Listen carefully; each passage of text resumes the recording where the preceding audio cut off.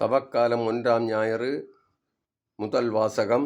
தொடக்க நூலிலிருந்து வாசகம். 2ஆம் அதிகாரம் 7 முதல் 9 மற்றும் 3ஆம் அதிகாரம் 1 முதல் 7 வரை உள்ள இறைவார்த்தைகள்.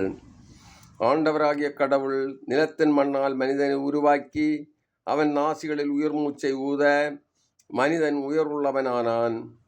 ஆண்டவராகிய கடவுள் கிழக்கே இருந்த ஏதேனில் ஒரு தோட்டம் அமைத்து தாம் உருவாக்கிய மனிதனை அங்கே வைத்தார். ஆண்டவராகிய கடவுள் கண்ணுக்கு அழகானதும் உண்பதற்கு சுவையானதுமான எல்லா வகை மரங்களையும் தோட்டத்தின் நடுவில் வாழ்வின் மரத்தையும் நன்மை தீமை அறிவதற்கு ஏதுவான மரத்தையும் மண்ணிலிருந்து வளரச் செய்தார். ஆண்டவராகிய கடவுள் உருவாக்கிய காட்டு விலங்குகளிலெல்லாம் பாம்பு மிகவும் சூழ்ச்சி மிக்கதாக இருந்தது.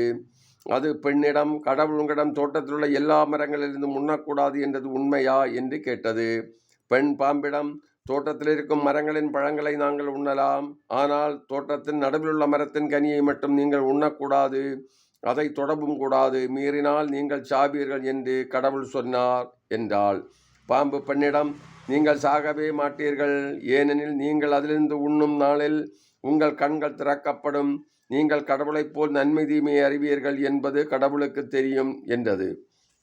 அந்த மரம் உண்பதற்கு சுவையானதாகவும் கண்களுக்கு களிப்பூட்டுவதாகவும் அறிவு வருவதற்கு விரும்பத்தக்கதாகவும் இருந்ததைக் கண்டு பெண் அந்த பழத்தை பறித்து உண்டாள்.